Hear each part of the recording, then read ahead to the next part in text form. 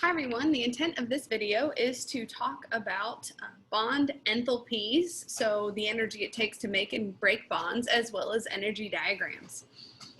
So we'll note that all chemical reactions can be classified as either endothermic or exothermic, okay? So what is the difference between the two? So endothermic reactions, you would say, can absorb energy. And I'm just gonna short note the word energy as the letter E. You'll see me do that a lot, a capital E for energy. So endothermic reactions absorb energy from the surroundings. A good example of an endothermic reaction that occurs on a daily basis for you is when you sweat. So maybe you go outside, it's a little warm, and you start to sweat, and the sweat on the outside of your skin absorbs the heat from your body as it evaporates. It's our own natural cooling air conditioning mechanism that our bodies have. But that's an endothermic reaction. So evaporation is an endothermic reaction. You have to put in energy into the system in order to get something to evaporate, correct? Right? Boiling water on a stove, you have to add energy to that in order to get it to evaporate. The other type of reaction is an exothermic reaction, and those types of reactions release energy. Okay? So they release energy into the surroundings. So if I had a sample chemical formula, A plus B goes to C plus D, if this was an exothermic reaction, I would have plus energy over here, right? Because it releases energy. So it would be part of the products, okay? If it was an endothermic reaction, bleep, bleep, bleep. So if I wanted to write how this would look in an endothermic reaction where I have A plus B goes to C plus D, since this absorbs energy, I would have to put energy on the reactant side. Energy plus A plus B yields C plus D. Classic exothermic reactions are the reverse of the ones that I kind of had just mentioned. So if you take gas and move it into a liquid and you condense, that releases energy, and usually in the form of heat, into the surroundings. Or if you take liquid and freeze it, so take water and make ice with it, that's an exothermic reaction that releases heat into the surroundings. Okay. So sometimes though, we can also describe reactions that need to absorb energy or release energy, and we talk about making and breaking bonds in molecules. This chapter heavily talks about combustion, and a lot of the combustion reactants are hydrocarbons, so carbon and hydrogen elements, and some can just be hydrogen gas. So hydrogen gas is also very combustible, and you can react hydrogen gas, H2, with oxygen gas and create water. And we're actually going to work that example on the next page. But when you make or break a bond, does that absorb or release energy? Okay, so sometimes how I usually like to explain it is, think about a bond as a stick, okay? And on either end of the stick are molecules, like the atoms. So if I have hydrogen gas, H2, I've got one hydrogen atom on this side and another hydrogen atom on this side. And if I wanted to break that bond, and I needed to break that stick, does that stick need to absorb energy, or is it releasing energy into the surroundings? So if I'm actually physically adding energy to finally break it, in order to break bonds, you need to absorb energy. So bond breaking, so another thing you could say here, absorbing energy or breaking bonds. Breaking bonds. Okay. If I have an exothermic reaction that's going to release energy, that's the opposite. So actually when two atoms come together and form a bond, that releases energy into the surroundings. So making bonds is an exothermic process. Okay. So remember the little stick idea. So you have to put energy into that stick in order to break it. So just like if you're breaking bonds, it has to absorb energy in order to break. And conversely, when you bring two atoms together and make a covalent bond, that's going to release energy, okay? Absorbing energy usually keeps a positive sign. So if you're absorbing energy, you usually see it as a positive sign. And if you're releasing energy, you'll usually see that as a negative sign. Okay, so as far as the values are concerned. So what about that example that I talked about where we have H2 gas reacting with oxygen gas to yield water? Okay.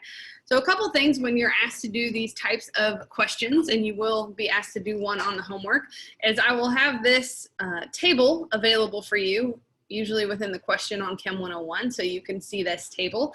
And remember, you need to put a plus or a minus in front of these values depending upon whether you're making or breaking that bond.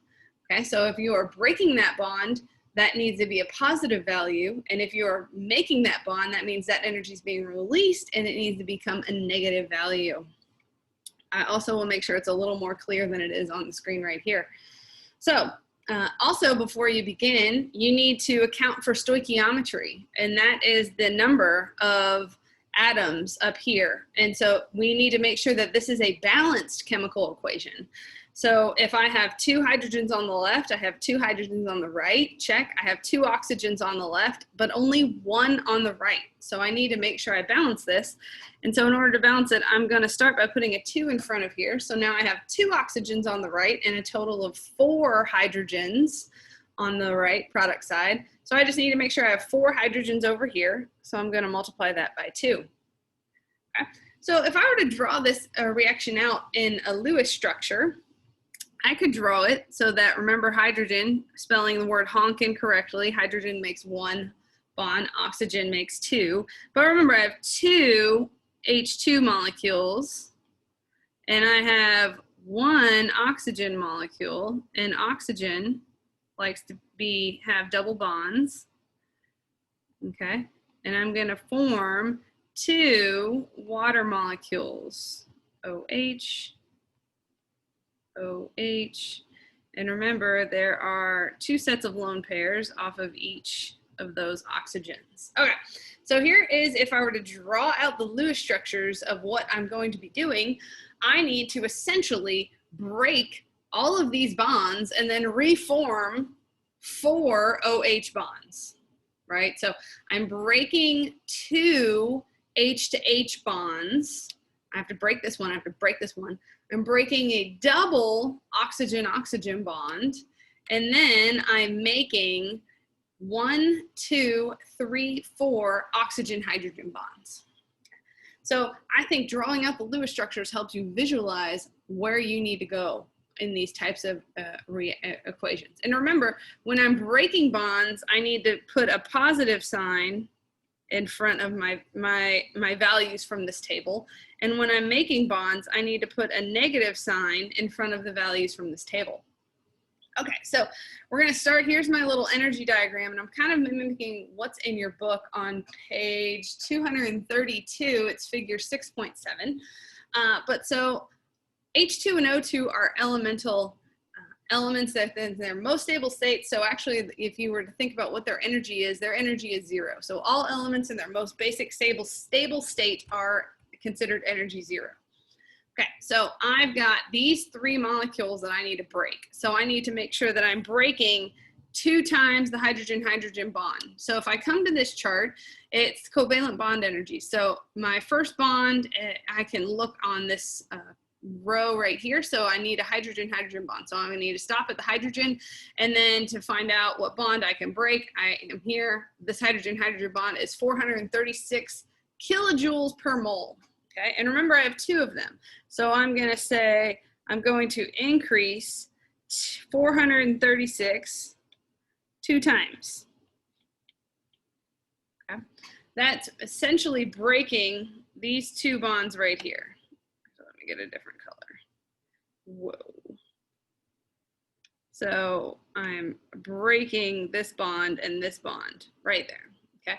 Then I also have to break, I also need to break this oxygen-oxygen bond. So I need to find a double bond. So down here in multiple bonds, right? Here's all my single bond energy. So multiple bonds, I need to find oxygen-oxygen.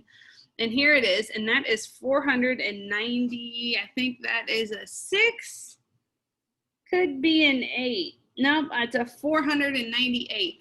So that's an increase of 498 kilojoules per mole, right? And I only have 1 of those, right? I only have 1 oxygen. So I only have to do this value 1 time.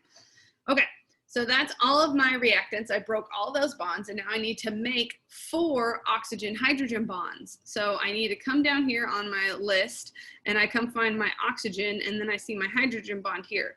And that is 467 kilojoules per mole. So remember, I'm kind of drawing this out again. I need to make 1, 2, 3, 4, and that is 467 kilojoules per mole. So I need to add that value 4 times, and that gets a negative sign. So negative 467, I got to go down, negative 467, I must go down, negative 467, and I'm going to have to go down, negative 467. And I apologize, all these arrows are not to scale, but you get where I'm going here. And so if you were to add 436, 436, 498 together and then subtract 467 minus 467 minus 467 minus 467, you would see that at the end of the day, your products will be down here. So my 2 water molecules, 2H2O, it'll be down here. And overall, from the start of my reactants, which was H2 and O2, H2 plus O2, it's negative 498 kilojoules per mole. Okay, and so that would be my net, the net amount. So minus 498 kilojoules per mole. Given that this sign of the number is negative at the end of the day, that means that this entire reaction is overall exothermic.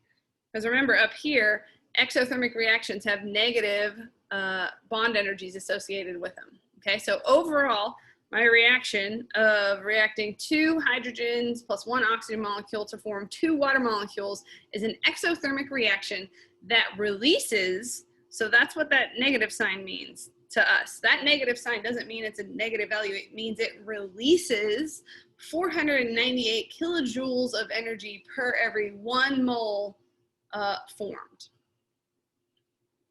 or every 1 time you run that reaction, right? Okay, so with that said, you could also think about this reaction in terms of an energy diagram, okay? And I kind of drew that energy diagram right there. And so when we draw our energy diagrams, we usually just have energy along our y-axis and time, the reaction time along the x-axis. So, and there have these humps associated with them. So we have this, and then we have some hump, and then it can come down like this, and it flattens out again. So if I'm looking at this diagram that I just drew, right here is my reactants. So that would have been like the hydrogen and oxygen gases. Down here I have my products.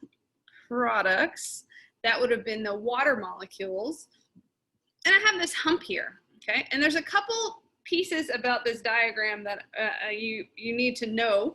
And the first one is called activation energy, which is a capital E with a subscripted A, and that stands for activation energy. We also have at this hump right here, which is usually symbolized by a double dagger, the transition state. So this stands for transition state. So TS, I'm going to write TS for transition state. And it's this double dagger right here. So the activation energy is the amount of energy it takes the reaction to get over this transition state, the tallest hump.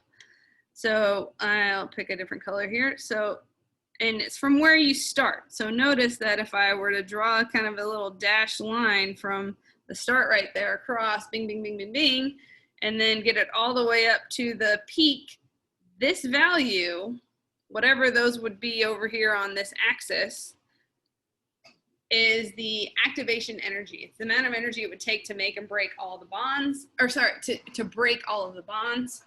And you have to overcome that activation energy before you can see where your products lie. The last important piece of math to get from these diagrams is the amount of energy from the reaction. And it's essentially the difference between the reactants and the products. And so in this case, this is going to be an overall negative value because the products are lower in energy than where the reactants started. So this would be an example, this red curve would be an example of an exothermic exothermic reaction. If I wanted to draw an overall reaction that was endothermic, so let's say like the water evaporating off of our skin, I'm going to use that. I'm going to do that with this blue line here, and I'm going to make it a little thicker just so we can kind of see. Let's say that the reactants had the same energy starting. So this is blue line, this is my endothermic, this is water evaporating, all right? Just bear with me here. You would still have a transition state, but then you would notice that the products flatten out above where the original energy was, okay? So if we look at this new diagram I just drew, let me kind of erase some of this stuff back here for the exothermic. Boop, boop, boop, boop, boop. Oops. Okay. So if this was my reactants there and I drew my blue line, this is an endothermic reaction. Let's see. So we still have an activation energy, right? EA. And it's the energy that would be from where the reactants are to the top of this peak here, our transition state, right? We still have a transition state. The only difference is the total amount of energy at the end of the day is this amount, and it would be a positive sign because the reactant final energy of the products is higher than that of the starting material or the reactants. Okay, so this is an example of an endothermic graph. Okay. All right, and that explains energy diagrams and how to calculate bond enthalpies. There's some examples in the back of the book you can also try working at the end of the chapter questions, but there'll also be some questions on Chem 101 for you to work on.